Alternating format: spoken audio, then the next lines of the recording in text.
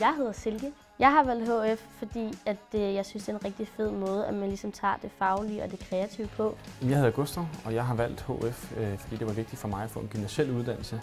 Jeg startede faktisk på STX, men fandt ud af, at HF passede mig bedre. Det her med 2 år og mange af de samme muligheder lød som en rigtig god idé. Jeg hedder Lærke. Jeg har valgt en HF, fordi jeg godt kunne tænke mig en gymnasiel uddannelse, og så kunne jeg godt lide, at HF var mere praktisk orienteret. På Næstved Gymnasium og HF kan du både tage en 2-årig og en 3-årig HF. Vi er en stor skole. Vi har omkring 1400 elever, så der er mange forskellige typer her. Og på HF, der kan man både komme direkte fra 9. klasse, men der er også nogen, som har været ude og lave noget andet, inden de kommer her. Så der er sådan et spænd i alder. Nogle er 16, når de starter, og nogle er måske 20 år.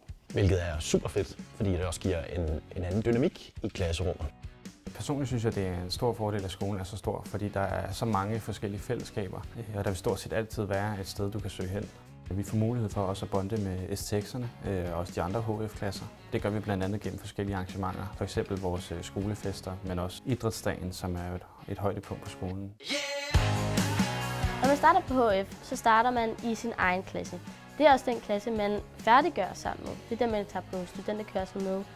Der er både en introdag og en introtur, og så laver lærerne også en masse vores sammen ting i starten, så man ligesom lærer hinanden bedre at kende. Du kan være med til at forme din egen uddannelse her på HF, og det kan du ved at vælge fagpakke. Vi har 3 fagpakker, man kan vælge imellem, og det ene det er mennesker og samfund, det andet det er mennesker og sundhed, og det sidste det er business. Og dem kan man jo læse meget mere om inde på hjemmesiden blandt andet. Udover den almindelige undervisning, så har vi 4 projekt- og praktikforløb her på HF. Ja, og det er jo ligesom de her praktik- og projektforløb, hvor det er, at vi ligesom kobler det, vi laver i klasselokalet, til det, der ligesom skal foregå ude i den virkelige verden, så at sige. I min klasse er vi meget forskellige, både aldersmæssigt og erfaringsmæssigt i forhold til uddannelse, men også bare som personer. Men det giver jo også bare en masse fedt til fællesskabet, at der er så mange forskellige vinkler på tingene. HF er den direkte vej til mange mellemlange videregående uddannelser. Det er sådan noget som politibetjent, pædagog, folkeskolelærer, sygeplejerske og mange flere. Ja, og hvis du gerne vil på universitetet, er der faktisk også mulighed for det. Så skal man bare supplere med nogle fag på VUC, efter man har taget sin studentereksamen. Vi har en 3-årig HF, som vi kalder for HF3, og den er for dig, som har brug for roligere omgivelser, faste rammer og en mentor, som du vil mødes fast med igennem de 3 år, du er her. Så hvis du har lyst til at gå på en stor og rummelig skole, hvor der er spændende undervisning og gode lærere, ja. hvor du får faglige udfordringer. En hverdag, hvor du kommer tæt på virkeligheden uden for skolen, og hvor du også kommer tæt på den virkelighed, du kommer ud i efter studentereksamen.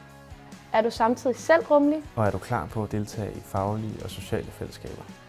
Er du klar på at have masser af plads til sjov og ballade? Men at du også skal kunne være seriøs omkring din skole. Så er NGH helt sikkert noget for dig.